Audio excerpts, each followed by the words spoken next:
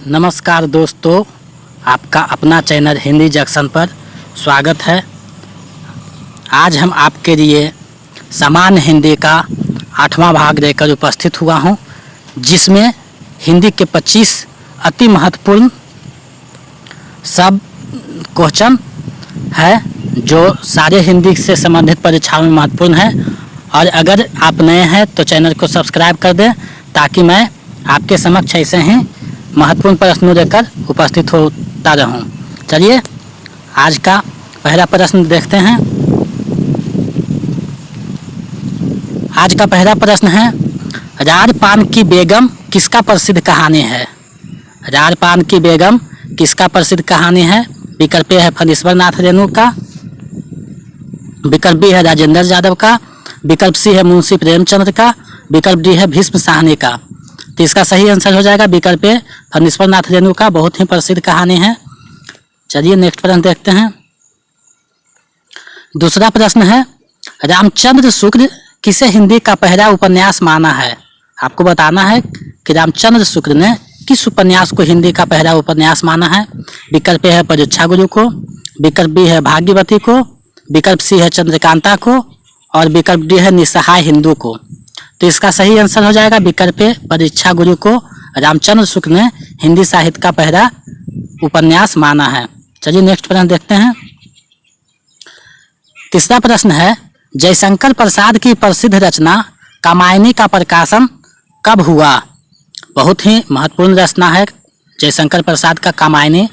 उसी को बताना है कि जयशंकर प्रसाद ने इसकी रचना कब किया था। विकल्प ए है 1930 ईस्वी में, विकल्प बी है 1934 ईस्वी में, विकल्प सी है 1935 में और विकल्प डी है 1933 में। तो इसका सही आंसर हो जाएगा विकल्प सी 1935 में कामायनी की रचना हुआ, जिसमें कुल 15 सर्ग हैं। ये बार बार पूछा जाता है कि सर्गों को कितने भागों में बांटा, तो 15 सर्ग है। चलिए नेक्स्ट प्रश्न देखते हैं। चौथा प्रश्न है, देवरानी जेठानी की कहानी के रचनाकार कौन हैं? देवरानी जेठानी की कहानी जो उपन्यास है उसके रचनाकार कौन हैं? विकल्प ए है पंडित गौरीदत्त, विकल्प बी है जगमोहन सिंह, विकल्प सी है अज्ञेय और विकल्प डी है नागार्जुन। तो इसका सही आंसर हो जाएगा विकल्प ए पंडित गौरीदत्त जो है देवरानी जेठानी की कहानी जो उपन्यास है उसके रचनाकार है। चलिए नेक्स्ट प्रश्न देखते हैं। पांचवा प्रश्न है, नारी तुम केवल श्रद्धा हो किसका प्रसिद्ध पंक्ति है? नारी तुम केवल श्रद्धा हो किसका प्रसिद्ध पंक्ति है? विकल्प ए है मैथिली शरण गुप्त का, विकल्प बी है सुमित्रानंद पंत का, विकल्प सी है जयशंकर प्रसाद का, विकल्प डी है महादेवी वर्मा का। तो इसका सही आंसर हो जाएगा विकल्प सी जयशंकर प्रसाद की ये पंक्ति है जो कामायनी से लिया गया है। चलिए नेक्स्ट प्रश्न देखते हैं। छठा प्रश्न है, बिहार राष्ट्र भाषा परिषद जो पटना है उसका स्थापना कब किया गया था? बिहार राष्ट्र भाषा परिषद पटना का स्थापना कब किया गया था? विकल्प ए है 1916 ईस्वी में, विकल्प बी है 1925 ईस्वी में, विकल्प सी है 1935 ईस्वी में और विकल्प डी है 1947 ईस्वी में। इसका सही आंसर विकल्प डी हो जाएगा 1947 में बिहार राष्ट्र भाषा परिषद पटना की स्थापना की गई थी। चलिए नेक्स्ट प्रश्न देखते हैं। सातवां प्रश्न है, इनमें से कौन सा नाटक जगदीश चंद्र माथुर का नहीं है? कौन सा नाटक जो है जगदीश चंद्र माथुर का नहीं है?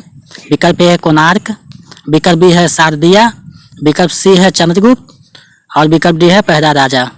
तो इसका सही आंसर विकल्प सी हो जाएगा। चंद्रगुप्त जो है जगदीश चंद्र माथुर का नाटक नहीं है, ये जयशंकर प्रसाद की नाटक है। चलिए नेक्स्ट प्रश्न देखते हैं। आठवां प्रश्न है, रीतिकालीन कवि मतीराम और चिंतामणि किस धारा के हैं? मतीराम और चिंतामणि किस धारा के कवि हैं? विकल्प ए है रीतिबद्ध, विकल्प बी है रीतिसिद्ध, विकल्प सी है रीतिमुक्त और विकल्प डी है इनमें से कोई नहीं। तो इसका सही आंसर विकल्प ए हो जाएगा, रीतिबद्ध धारा के ये दोनों कवि हैं। चलिए नेक्स्ट प्रश्न देखते हैं। नौवां प्रश्न है, नागरी प्रचारणी पत्रिका बनारस का प्रकाशन वर्ष कब है? नागरी प्रचारणी से जो नागरी प्रचारणी पत्रिका निकलती थी उसका प्रकाशन तब से शुरू किया गया था। विकल्प ए है 1896 ईस्वी में, विकल्प बी है 1895 में, विकल्प सी है 1894 में और विकल्प डी है 1893 में। तो इसका सही आंसर विकल्प ए हो जाएगा 1896 ईस्वी में नागरी प्रचारणी पत्रिका बनारस का शुरुआत किया गया था। चलिए नेक्स्ट प्रश्न देखते हैं। 10वां प्रश्न है, वह तोड़ती पत्थर जिसे देखा मैंने इलाहाबाद के पथ पर। वह तोड़ती पत्थर जिसे देखा मैंने इलाहाबाद के पथ पर किसकी प्रसिद्ध पंक्ति है? विकल्प ए है मीराबाई का, विकल्प बी है जयशंकर प्रसाद का, विकल्प सी है महादेवी वर्मा का, विकल्प डी है सूर्यकांत त्रिपाठी निराला का। तो इसका सही आंसर विकल्प डी हो जाएगा, सूर्यकांत त्रिपाठी निराला का। ये बहुत ही प्रसिद्ध पंक्ति है।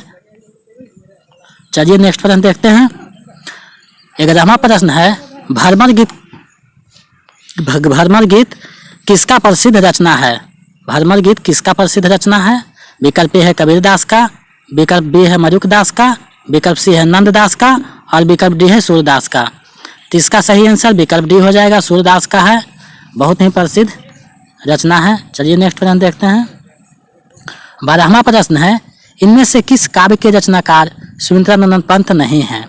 आपको बताना है कि इनमें से कौन से काव्य हैं जिसके रचनाकार सुमित्रानंद पंत जी नहीं हैं। विकल्प ए है वीणा, विकल्प बी है पल्लव, विकल्प सी है गुंजन और विकल्प डी है झरना। तो इसका सही आंसर विकल्प डी हो जाएगा, झरना। झरना जो है सुमित्रानंद पंत की रचना नहीं है, झरना जो है जयशंकर प्रसाद की रचना है। तो विकल्प डी इसका सही हो जाएगा। चलिए नेक्स्ट प्रश्न देखते हैं। 13वां प्रश्न है, संसद से सड़क तक काव्य संग्रह के रचनाकार कौन है? संसद से सड़क तक काव्य संग्रह के रचनाकार कौन है? विकल्प ए है अज्ञेय, विकल्प बी है नागार्जुन, विकल्प सी है धूमिर और विकल्प डी है मुक्तिबोध। इसका सही आंसर विकल्प सी हो जाएगा, धूमिर जो है संसद से सड़क तक काव्य के रचनाकार हैं। चलिए नेक्स्ट प्रश्न देखते हैं। 14वां प्रश्न है, मधुमालती के रचनाकार कौन है? मधुमालती जो आदिकालीन ग्रंथ है उसके रचनाकार कौन है? विकल्प ए है मंझन, विकल्प बी है दलपति विजय, विकल्प सी है कुतुबन, विकल्प डी है दादू दयार। तो इसका सही आंसर विकल्प ए हो जाएगा, मंझन जो है मधुमालती ग्रंथ के रचनाकार हैं। चलिए नेक्स्ट प्रश्न देखते हैं। 15वां प्रश्न है, शीरीष के फूल किसका प्रसिद्ध निबंध है? शीरीष के फूल किसका प्रसिद्ध निबंध है? विकल्प ए है हजारी प्रसाद द्विवेदी का, विकल्प बी है रामचंद्र शुक्ल का, विकल्प सी है बालकृष्ण भट्ट का और विकल्प डी है भारतेंदु हरिश्चंद्र का। तो इसका सही आंसर विकल्प ए हो जाएगा, हजारी प्रसाद द्विवेदी जी हैं। इसी तरह उन्होंने एक अशोक के फूल निबंध भी लिखे हैं। तो इसका सही आंसर ए हो जाएगा। चलिए नेक्स्ट प्रश्न देखते हैं। 16वां प्रश्न है, नई कविता पत्रिका का प्रकाशन कब हुई? नई पत्रिका नाम से जो पत्रिका निकली उसका प्रकाशन कब हुई? विकल्प ए है 1950 ईस्वी में, विकल्प बी है 1953 ईस्वी में, विकल्प सी है 1955 में और विकल्प डी है 1954 में। तो इसका सही आंसर विकल्प डी हो जाएगा, 1954 में नई कविता नाम से निकली थी। उसी वक्त से नई कविता की शुरुआत भी मानी जाती है। चलिए नेक्स्ट प्रश्न देखते हैं। 17वां प्रश्न है, अभिव्यक्तिवाद के प्रवर्तक किसे माना जाता है? अभिव्यक्तिवाद के प्रवर्तक किसे माना जाता है? विकल्प ए है भट्टरोदट को, विकल्प बी है भट्टनायक को, विकल्प सी है चारशंकु को और विकल्प डी है अभिनव गुप्त को। तो इसका आंसर डी हो जाएगा, अभिनव गुप्त को अभिव्यक्तिवाद के प्रवर्तक माना जाता है। चलिए नेक्स्ट प्रश्न देखते हैं। 18वां प्रश्न है, कबीरदास को वाणी का डिक्टेटर किसने कहा है? कबीरदास को वाणी का डिक्टेटर किसने कहा है? विकल्प ए है आचार्य रामचंद्र शुक्ल ने, विकल्प बी है डॉक्टर नागेंद्र ने, विकल्प सी है श्याम सुंदर दास ने और विकल्प डी है हजारी प्रसाद द्विवेदी ने। तो इसका सही आंसर विकल्प डी हो जाएगा, हजारी प्रसाद द्विवेदी ने जो है कबीरदास को वाणी का डिक्टेटर कहा है। रामचंद्र शुक्ल ने सधोकरी भाषा कहा है कबीरदास को और श्याम सुंदर दास ने पंचमेल खिचड़ी बताया है। इसलिए इसका सही आंसर विकल्प डी होगा, हजारी प्रसाद द्विवेदी जो कबीरदास को वाणी का डिक्टेटर कहते हैं। चलिए नेक्स्ट प्रश्न देखते हैं। 19वां प्रश्न है, इनमें से कौन बिहारी हिंदी की बोली नहीं है? बिहारी हिंदी जो है उनमें से कौन नहीं आती है, कौन सी बोली नहीं आती है? विकल्प ए है मगही, विकल्प बी है मैथिली, विकल्प सी है भोजपुरी और विकल्प डी है अवधी। तो इसका सही आंसर अवधी हो जाएगा, क्योंकि अवधी जो है पूर्वी हिंदी की बोली है। चलिए नेक्स्ट प्रश्न देखते हैं। दो बैरों की कथा किसका प्रसिद्ध कहानी है?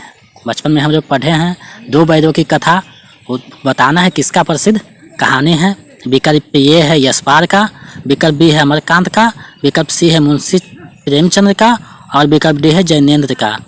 तो इसका सही आंसर विकल्प सी हो जाएगा। मुंशी प्रेमचंद का बहुत ही प्रसिद्ध कहानी है जिसमें दो बैरों हीरा और मोती की कहानी है। चलिए नेक्स्ट प्रश्न देखते हैं। 21वां प्रश्न है, काव्य शास्त्र में ध्वनि संप्रदाय के प्रवर्तक कौन है? काव्य शास्त्र में ध्वनि संप्रदाय के प्रवर्तक कौन है? विकल्प ए है भामा, विकल्प बी है आनंदवर्धन, विकल्प सी है भरत मुनि, विकल्प डी है कुंतक। तो इसका सही आंसर विकल्प बी हो जाएगा। आनंदवर्धन जो है ध्वनि संप्रदाय के प्रवर्तक हैं। चलिए नेक्स्ट प्रश्न देखते हैं। 22वां प्रश्न है, चिरों पर चांदनी किसका प्रसिद्ध यात्रा संस्मरण है? चिरों पर चांदनी जो यात्रा संस्मरण है किसका प्रसिद्ध यात्रा संस्मरण है? विकल्प ए है शिवपूजन सहाय का, विकल्प बी है निर्मल वर्मा का, विकल्प सी है रामवृक्ष बेनीपुरी का, विकल्प डी है विष्णु प्रभाकर का। तो इसका सही आंसर विकल्प बी हो जाए निर्मल वर्मा का। ये बहुत ही प्रसिद्ध यात्रा संस्मरण है। चलिए नेक्स्ट प्रश्न देखते हैं। द्वैतवाद के प्रवर्तक किसे माना जाता है? द्वैतवाद के प्रवर्तक किसे माना जाता है? विकल्प ए है रामानंद को, विकल्प बी है सूरदास को, विकल्प सी है वल्लभाचार्य को और विकल्प डी है माधवाचार्य को। तो इसका सही आंसर हो जाएगा विकल्प डी, माधवाचार्य को जो है द्वैतवाद के प्रवर्तक माना जाता है। चलिए नेक्स्ट प्रश्न देखते हैं। 24वां प्रश्न है, पुरस्कार किसका प्रसिद्ध कहानी है? पुरस्कार किसका प्रसिद्ध कहानी है? विकल्प ए है जयशंकर प्रसाद का, विकल्प बी है निर्मल वर्मा का, विकल्प सी है अमृतलाल मागर का, विकल्प डी है मुंशी प्रेमचंद का। तो इसका सही आंसर हो जाएगा विकल्प ए, जयशंकर प्रसाद की बहुत ही प्रसिद्ध कहानी है जो 1911 में प्रकाशित हुई थी, पुरस्कार कहानी। चलिए आज का 25वां और अंतिम प्रश्न देखते हैं।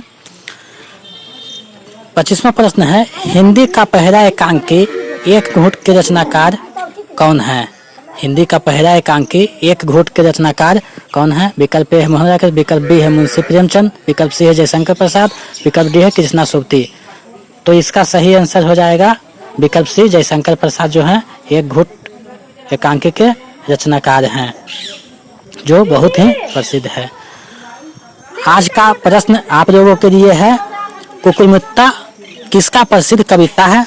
आपका लोग इसका जवाब कमेंट सेक्शन में दीजिएगा ताकि हमको पता चल सके कि इसका सही आंसर आप लोग कितना दे पाते हैं। कुकुरमुत्ता किसका प्रसिद्ध कविता है? और हमारे पिछले वीडियो अगर नहीं देखे हैं तो डिस्क्रिप्शन में देख सकते हैं, वहां से सभी का लिंक दिया हुआ है, आप उससे देखकर अपने कृपया चैनल को सब्सक्राइब कर दें। बहुत बहुत धन्यवाद।